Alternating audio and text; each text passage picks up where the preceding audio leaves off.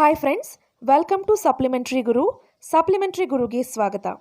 Friends, ಹಿಂದಿನ ಒಂದು biology ಎಪಿಸೋಡ್ಸ್ನಲ್ಲಿ ಸಾಕಷ್ಟು ಪಾಯಿಂಟ್ಸ್ಗಳನ್ನು ನಾನು ಹೇಗೆ ಈಸಿಯಾಗಿ ಜ್ಞಾಪಕ ಇಟ್ಕೊಳ್ಬೇಕು ಅಂತ ಹೇಳ್ಕೊಟ್ಟಿದ್ದೇನೆ. ಸೊ ಈ ಒಂದು ಎಪಿಸೋಡ್ನಲ್ಲಿ ಬೋರ್ಡ್ನಲ್ಲಿ ಕೇಳಿದಂಥ ಕ್ವೆಶನ್ಸನ್ನು ಅದರ ಆನ್ಸರ್ಗಳನ್ನು ನೋಡೋಣ. So first question control and coordination ಲೆಸನ್ದಾಗಿದೆ.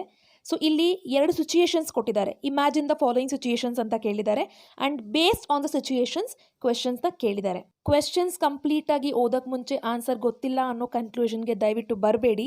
ನಿಮಗೆ voluntary and involuntary action concept ಬಗ್ಗೆ ಗೊತ್ತಿರುತ್ತೆ. ವಾಲಂಟರಿ ಅಂದರೆ ಏನು? ನೀವು ಡಿಸೈಡ್ ಮಾಡುವಂಥ ಒಂದು ಆ್ಯಕ್ಷನ್.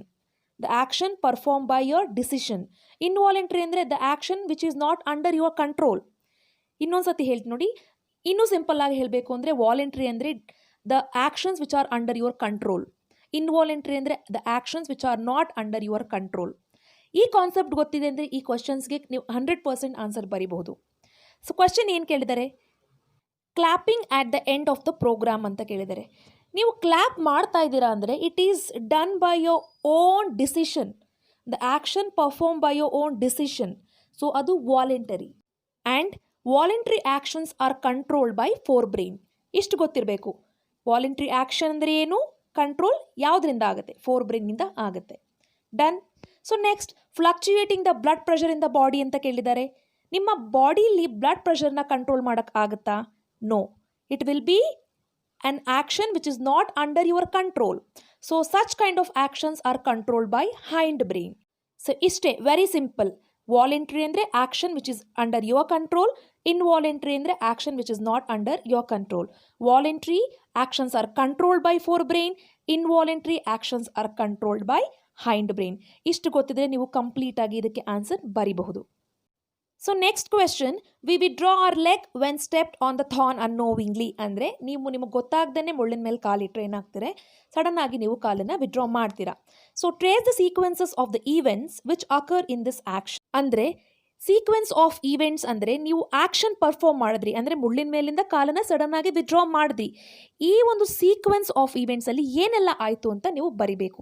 Very simple. ನಾನು ನಿಮಗೆ ಹಿಂದಿನ ಎಪಿಸೋಡ್ಸ್ನಲ್ಲೂ ಹೇಳಿದ್ದೆ ರಿಫ್ಲೆಕ್ಸ್ ಆರ್ಕ್ ಅಥವಾ ರಿಫ್ಲೆಕ್ಸ್ ಆ್ಯಕ್ಷನ್ ಬಗ್ಗೆ ಕಂಪಲ್ಸರಿ ಕ್ವೆಶನ್ ಇರುತ್ತೆ ಅಂತ. ಫ್ರೆಂಡ್ಸ್, ಈಸಿಯಾಗಿ ಜ್ಞಾಪಕ ಇಟ್ಕೊಳ್ಳುವಂಥ ಒಂದು ಹಿಂಟ್ ಕೊಡ್ತೀನಿ ನೋಡಿ. ರಿಸೆಪ್ಟರ್ಸ್ ಅಂದರೆ ಸೆನ್ಸರಿ ನ್ಯೂರಾನ್ ಜೊತೆ ಫಂಕ್ಷನ್ ಆಗುತ್ತೆ. ದೆನ್ ಎಫೆಕ್ಟರ್ಸ್ ಅಂದರೆ ಮೋಟಾರ್ ನ್ಯೂರಾನ್ ಜೊತೆ ಫಂಕ್ಷನ್ ಆಗುತ್ತೆ. ಸೊ ಏನಾಗುತ್ತೆ, ನಿಮ್ಮ ಕಾಲು ಮುಳ್ಳು ಮೇಲೆ ಇಟ್ಟಾಗ ಏನಾಗುತ್ತೆ, ರಿಸೆಪ್ಟರ್ಸ್ ಸೆನ್ಸರಿ ನ್ಯೂರಾನಿಂದ it sends the messages to spinal cord. ಇಲ್ಲಿಗೆ ಓಕೆ. ಸೊ ಸ್ಪೈನಲ್ ಕಾರ್ಡ್ಗೆ ರೀಚ್ ಆದ ತಕ್ಷಣ ಏನಾಗುತ್ತೆ, ಎಫೆಕ್ಟರ್ಸ್ ಆ ಒಂದು ಪೇಯ್ನನ್ನು ರೆಕಗ್ನೈಸ್ ಮಾಡಿ ಎಫೆಕ್ಟರ್ಸ್ ಏನು ಮಾಡುತ್ತೆ, ಮೋಟಾರ್ ನ್ಯೂರಾನಿಂದ ವಿತಿನ್ ಫ್ರ್ಯಾಕ್ಷನ್ಸ್ ಆಫ್ ಸೆಕೆಂಡ್ ಮೆಸೇಜನ್ನು ನಿಮ್ಮ ಕಾಲಿಗೆ ಸೆಂಡ್ ಮಾಡುತ್ತೆ.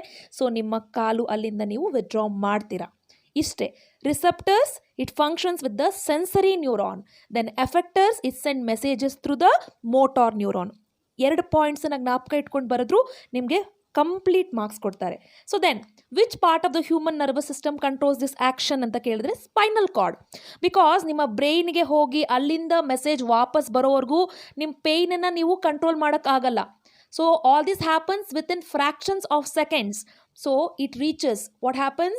The receptor sends the message to spinal cord, and from spinal cord, effector sends the message through motor neurons to your part where you are getting affected.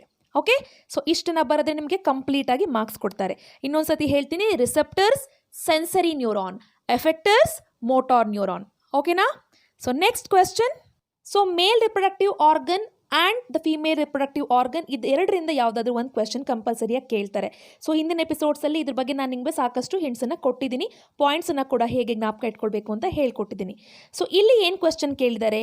In sustaining the reproductive fertility of a person. In sustaining the reproductive fertility of a person, position of testis in the body, secretion of testosterone, secretion of prostate glands are supplementary to each other. Explain scientifically ಅಂತ ಕೊಟ್ಟಿದ್ದಾರೆ. Friends, ಈ ಕ್ವೆಶನ್ಗೆ ನಿಮಗೆ 100% answer ಗೊತ್ತಿದೆ, but question ನಿಮಗೆ confuse ಆಗ್ತಿದೆ. But ಅರ್ಥ ಮಾಡ್ಕೊಳ್ಳಿ. Position of the testis in the body ಅಂದರೆ ಪೊಸಿಷನ್ ಏನದು? Scrotum. Secretion of testosterone. Testosterone ಅನ್ನೋದೇನು? ಹಾರ್ಮೋನ್. ಹೌದಲ್ವಾ?